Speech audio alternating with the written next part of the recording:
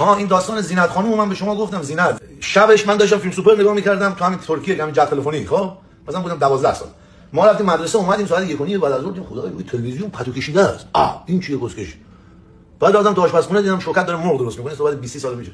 گفتم مامانی چیه؟ گفتم تلویزیون سایز پتو پیجو. گفتم مامانی شوکت بودم، مادر ندارم، شوکت بودم مامانی. آره گفتم مامانی روی تلویزیون چرا پتو پیجو؟ به شمالی بودم. گفتم مامانی چی؟ گفتم تلویزیون سایز پتو پیجو. گفت کثافت چی داشتی؟ گفت کثافت چی داشتی نگاه می‌کردی؟ گفتم من که مدرسه اومدم که مثلا بودم 10 11 سال. نگو زینت تلویزیون رو روشن کرد هیچی. بعد گفت که زینت بود تلویزیون رو روشن کنه، اذان بزنه، با همین زنا لاخ داد دلو. گفت زینت اومد تلویزیون رو روشن کنه، اذان بزنه ساعت 12 یهو دید یه کسه با تلفن اینجوری کانال ترکی بود، دید اینجوری میکنه، بیچاره مثل هول کرد خاموش میکنه، پتو انداخت رو تلویزیون. خال کسه پریز میکشید شوکت دیگه. هیچ میگم این خاطره زینت بود. آره تلویزیون رو پتو کشید. آره خال کسه بچگی جالب بودیم. دم دیگه ماشی مولک باشه سرم